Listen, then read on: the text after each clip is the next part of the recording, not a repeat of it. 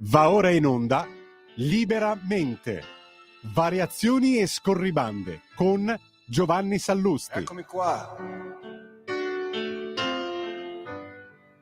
Sono venuto a vedere lo strano effetto che fa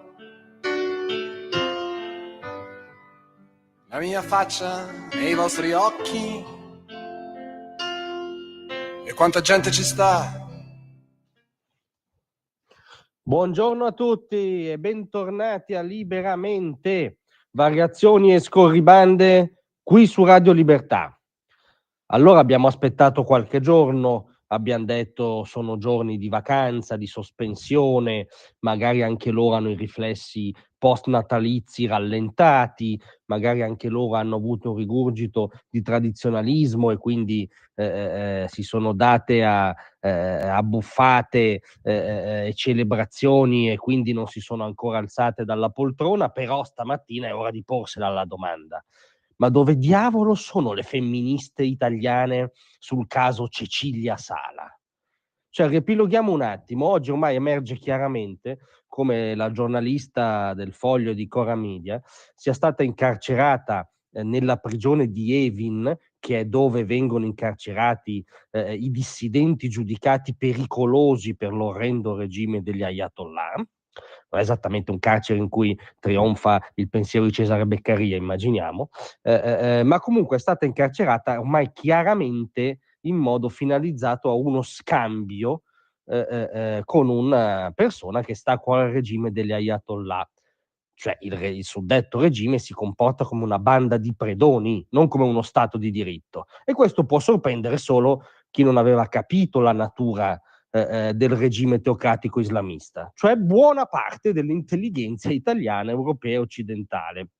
E quindi il corpo di una donna italiana, la libertà, la disponibilità su se stessa di una libera donna italiana è usata come merce di scambio per questo ingegnere dei droni, per questo svizzero iraniano che sarebbe l'uomo che fabbrica e smista i droni per i pasdaran e per tutti gli addentellati della piovra islamista iraniana, ovviamente, o quel che ne rimane, perché per fortuna, mentre in Europa spesso si chiacchiera, Israele sta attaccando uno a uno i tentacoli della piovra, Hamas, Hezbollah. Però insomma questo ingegnere era l'uomo dei droni, a quanto pare, fermato a Malpensa su input della polizia americana, e Cecilia Sala, una donna italiana, è usata come merce di scambio per l'uomo dei droni caro al regime. Questa cosa non fa alzare un sopracciglio dalle parti del femminismo nostrano. Cioè, dove sono le signore, spero non si offendano per questa parola che a loro sembrerà veteropatriarcale, ma insomma la lingua italiana questa ci dà. Dove sono le signore di non una di meno? Dov'è tutto il caravanserraglio femminista, tardo femminista, post femminista, quello che scatta subito ovviamente contro il patriarcato italiano e occidentale a ogni notizia di cronaca, le adunate oceaniche, gli assalti agli uffici pro vita, tutta quell'attivismo molto presente, diciamo, su altri fronti. Dov'è oggi che una giovane libera donna italiana è detenuta in un carcere di un regime totalitario e palesemente usata come merce di scambio? Di più è ancora, come dire, il che fa suonare ancora più surreale l'assenza delle femministe nostrane dal dibattito. Cecilia Sala è detenuta appunto in Iran.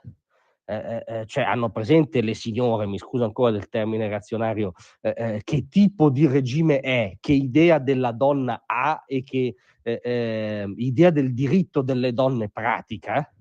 Cioè il regime degli Ayatollah, che è un regime, lo ripetiamo perché non ci stancheremo mai, visto che altri si stancano subito, islamista, contempla la donna chiaramente come un essere ontologicamente di serie B, come vuole la Sharia.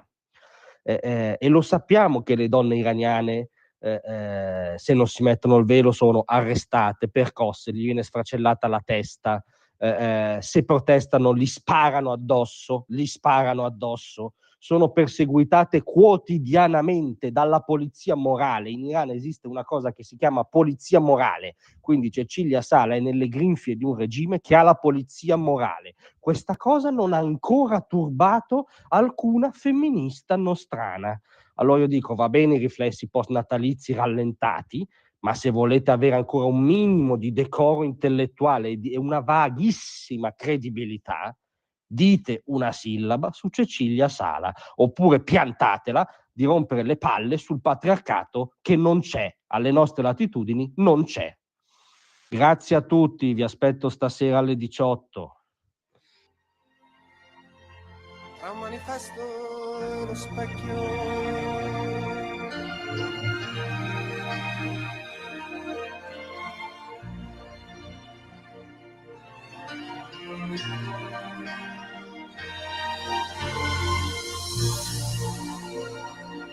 Avete ascoltato Liberamente.